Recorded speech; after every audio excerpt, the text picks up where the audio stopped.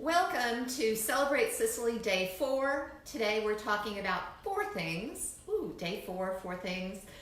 Oranges, pistachios, almonds, and honey. Oh my gosh, y'all. In Sicily, those are four things you can guarantee you're going to see every day, all day. First of all, oranges. Everywhere. Markets, stores, and hanging on trees as you drive down the road or if you get to walk. You'll see on my Facebook post, actually on my website, tasteandsavor.com, on the blog for today's recipe, some gorgeous pictures of oranges. So oranges, we are going to go visit a organic farm that makes oranges, and another one of the ingredients, that's almonds. So almonds everywhere too. And the other nut I talked about, pistachios.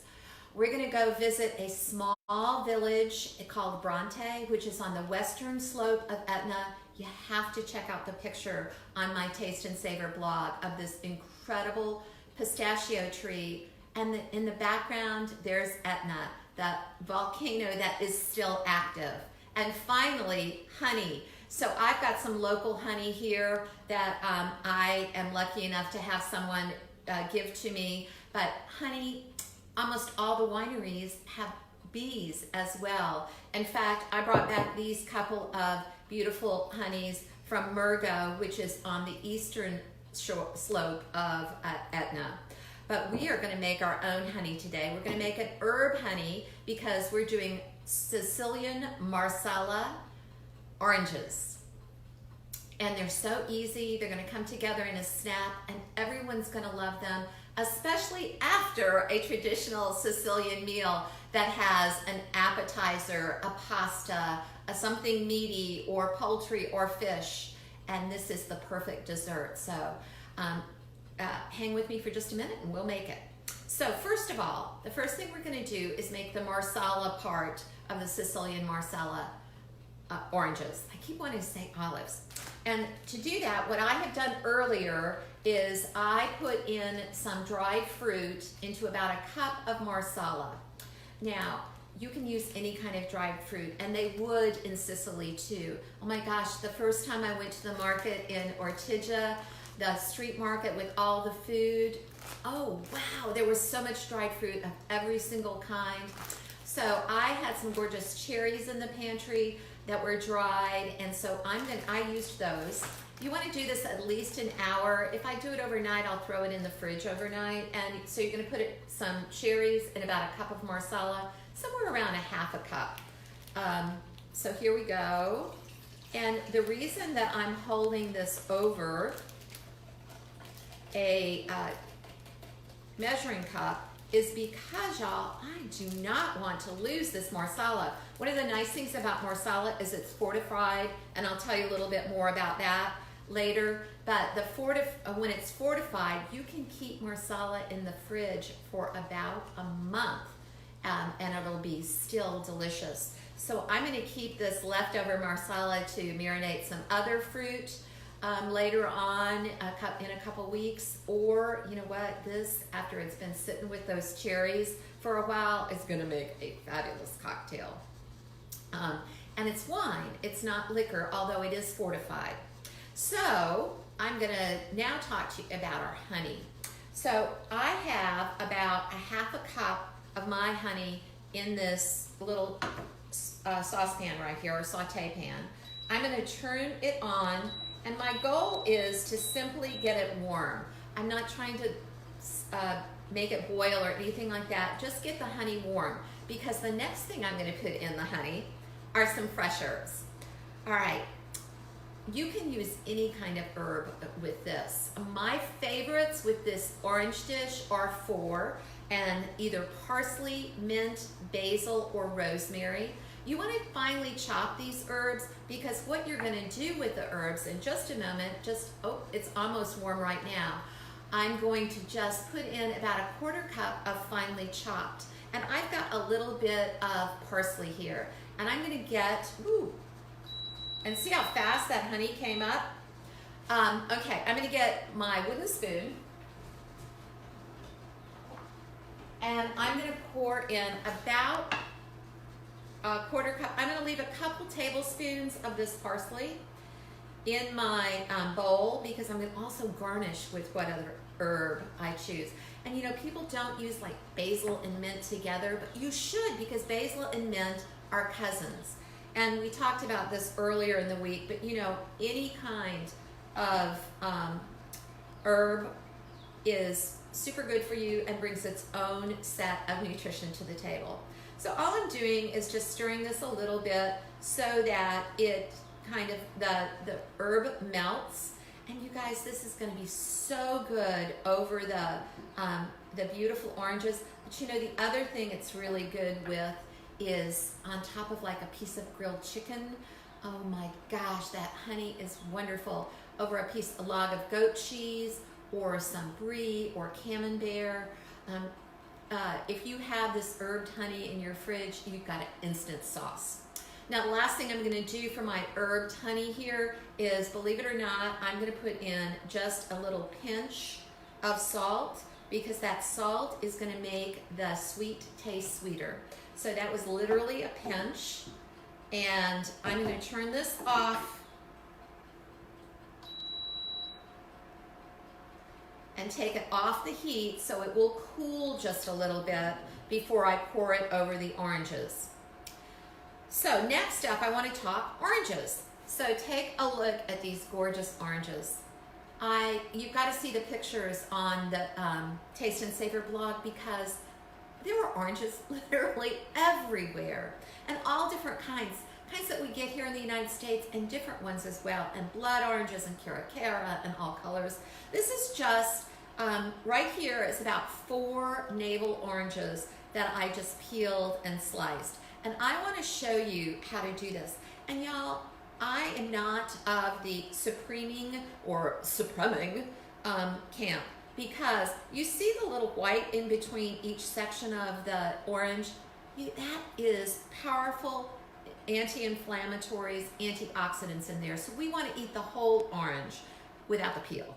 So I'm going to set this back over because I want to show you how to easily slice your oranges. So this is the way we do it in the Healthy Kitchen in order to keep that whole orange and to get all the goodies out of it for us. So just a regular size navel orange. And I'm going to take my orange and take my knife, and I'm cutting off the top and the bottom of the orange. So now I have a flat orange. Now what I'm going to do is take my knife and just walk it all the way around the orange. This is the easiest and fastest way to do it.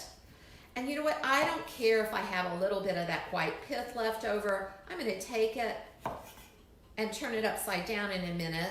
But I'm not trying to be super persnickety with this. So there we go. And it's almost done.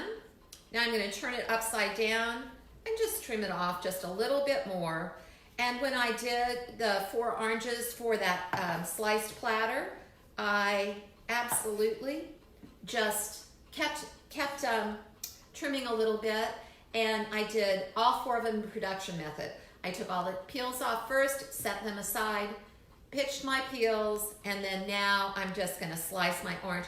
And I like fairly thin slices of the orange because it's easier to eat. So here we go. And then there's my beautiful orange, and so easy and so fast when you do it that way. So I'll put a couple more pieces over here, and I'll set this aside, and I'll wipe down my board. Oh, yummy, it smells so good. Don't you love the smell of fresh citrus? And there goes my knife as well. Okay, so I've got my oranges, I've got my honey done, I've got my Marsala berries. Now I want to talk to you a little bit about the nuts. Remember I said they were going to use 2. We've got that gorgeous pistachios here that are just finely chopped. And not so finely, you know, I just did it on the board. You've got some small pieces, you've got some big pieces. Now I want to show you my almonds. And I like either sliced or slivered almonds on this one. And I had slivered almonds, so that's what we're going to use. And I'm going to go back here and get my almonds because I want to show you how to do these. And I took them out a little while ago, so they're not super hot. For any of my nuts, I promise you, any of my nuts and seeds, I do the oven method for toasting because, y'all, I am always so busy in the kitchen. If I put these almonds in a saute pan and turned on the heat, I would have burned almonds before I knew it. So here's the secret to toasting any nut. And when we toast nuts, they get rich and roasty, toasty, brings all their oils to the surface of the nut, and they taste so much better. So we want to toast any nuts. We use 400-degree oven.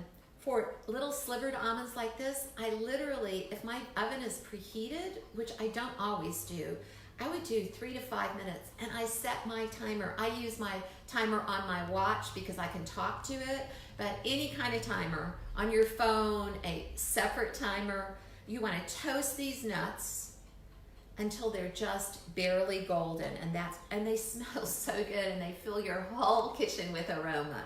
So that's how you do nuts in the oven. The harder the nut, the longer you toast it. So and the smaller the nut or seed, the shorter you toast it. So sometimes it will take like almost 10 minutes for almonds that are whole with skins on them. For fresh pecans that we get from South Georgia, it might only take 5 or 6 minutes. And it will also depend on whether you've preheated your oven or not. If you haven't preheated your oven, of course, it's going to take a little bit longer. So I always start with 3 minutes if I have preheated my oven, and 5 minutes if I haven't. Then I check every 2 minutes. When they start getting close, I start checking every minute.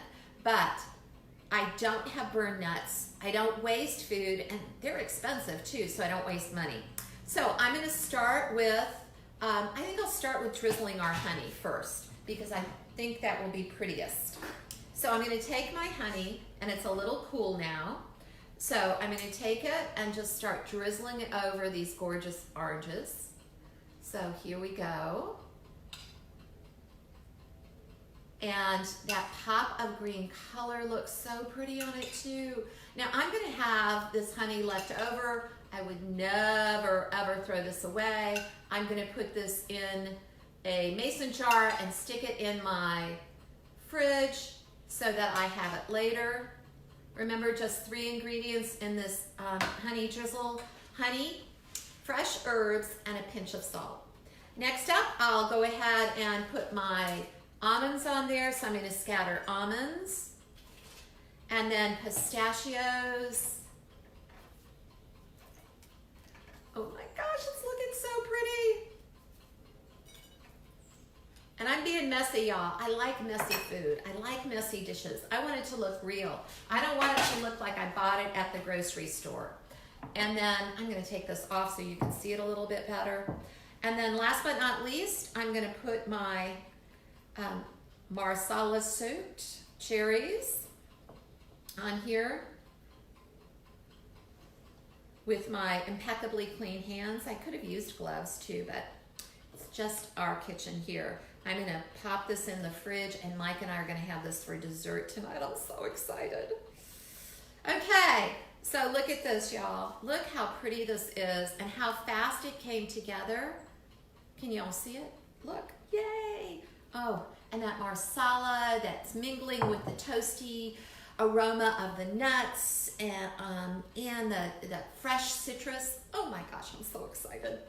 All right, so last but not least, we're going to talk Marsala. So this is a sweet Marsala. It's from a company called Florio, which is very famous in the area of Marsala, which is on the western coast of Sicily, right by Trapani, which is where the famous Trapani sea salt comes from. A visit to Florio, y'all, it's incredible because it's got so much history. If y'all are history buffs, look up Marsala and look up the history of Marsala because it's so cool. In about 1770s, the British discovered Marsala. Remember, the British already liked port and sherry and Madeira. So when they landed in Sicily and found Marsala, they called it the sweet nectar, and the rest is history. Today, we don't think about Marsala as much other than chicken Marsala or mushrooms, but there is beautiful Marsala out there. Marsala can be aged from 1 to 10 years. You're most often going to find the 1-year-old like this. When it gets up to 10 years, oh my gosh, it's so good, y'all. You need to come to Sicily with me so you can taste real Marsala. What else do I want to tell you about it? When you taste it, you want to put it in a clear dessert glass. And the reason you do is take a look at that beautiful color. Okay, this is definitely, for those of you who have followed me and know the red wine words, this is definitely not ruby, not garnet, but tawny. So this is definitely a tawny color. And when you smell it, you're gonna smell vanilla and brown sugar and caramel and maybe a little tobacco or smoke. When you taste it,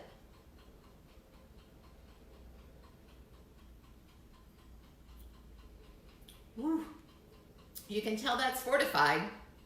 Fortified wine means that the still wine is made and then it is fortified with grape spirit, which is actually grape spirit from the Marsala, and then it's sweetened with grape must, kind of like grape juice. So that's how Marsala is made, and because it's fortified and it's higher in alcohol, it will, like I said, it will keep for a month in your fridge. So you can buy one bottle and enjoy a glass a couple times during the month with your friends or family at this point. Or well, I shouldn't say by yourself, but yeah, it's just a tiny glass. Okay, so Marsala in the glass, Marsala on the dried fruit, and I can't wait to taste this tonight. We're gonna have it for dessert, and I hope that you all will make it as well. You know, you could, if you didn't want to use the Marsala and you were making it for the fam, you could use just orange juice, but make sure you marinate or plump up all those beautiful dried fruits that you use in this, whether you use raisins or craisins or cherries or blueberries or whatever it is. You could even use dates and chop them up, but make sure to get them a little plump before you put them on here. And so you have the crunchy nuts, the chewy dried fruit, and the sweet and soft oranges. What could be better? This day 4 is the last of the Celebrate Sicily Facebook Lives I'm going to do this week. Tomorrow, you've got the Friday 4, so that's my weekly newsletter. It's going to come out with a fabulous and easy pasta dish that I don't think you've made before, but it also sings of Sicily. So if you're not on the Friday 4, it's 1 email a week with 4 things in it. It has a healthy recipe, it has something scoop from the ingredients, it has something to get creative with, and it has a wine pairing under $20. So if you're not on the Friday 4, go to my website, tasteandsavor.com. You'll see a little box on almost every page that says, sign up for the Friday 4. That's my list. You get 1 email a week, no more. And tomorrow's Friday 4 is a fabulous Sicilian pasta. I'll be posting this weekend on the blog, on Facebook, on Instagram, all kinds of Sicily things. And I'll be back with you on Monday to celebrate Sicily, wrapping it all up for a fabulous week in Sicily. So thanks so much for joining me. I'll look forward to seeing you on Monday. But don't forget the Friday 4 and follow me on socials, and I'll show you more about Yay Sicily. Thank you.